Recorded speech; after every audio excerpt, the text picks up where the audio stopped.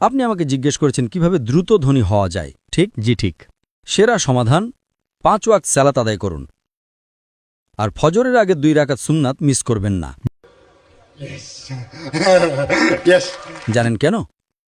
মানুষ যখন বিশ্বের টপ 10 জন ধনী ব্যক্তির লিস্ট করে, যুবক মানুষেরা। থামুন থামুন ভাই, আমাকে উত্তরটা দিতে দেন। আমি উত্তর দিচ্ছি, আপনি বলছেন যুবক মানুষ। যুবক মানুষেরা, আমি উত্তর দিচ্ছি।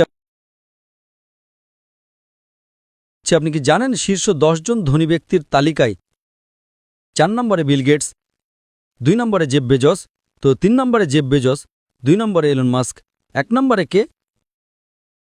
একজন মুসলিম যে ফজরের সালাত এবং সুন্নাত আদায় করে, সে এদের চেয়েও ধনী।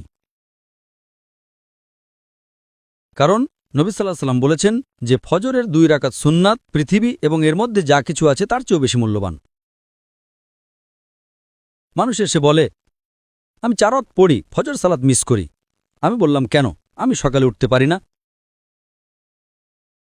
অন্য সব সালাত সময় মতো পড়ি, ফজর আমি উঠতে পারি না।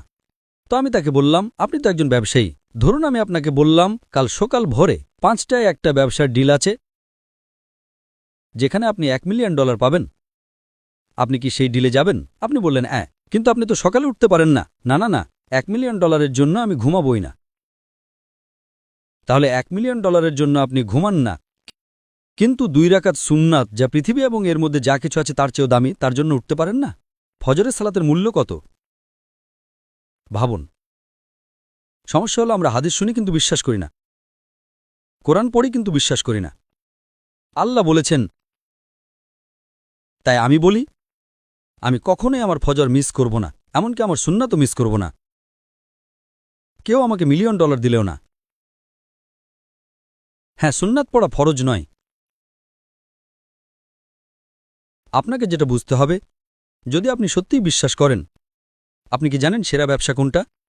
আল্লাহ সূরা বাকারা 2 নম্বর অধ্যায়ে 261 নম্বর আয়াতে বলেছেন, যদি আল্লাহর পথে একটা শস্যদানা দান করেন, আল্লাহ আপনাকে 7টা শীষ দেবেন এবং প্রতিটাতে 100টি করে দানা থাকবে। তার মানে একটা দানা 700 গুণ হয়ে যায়।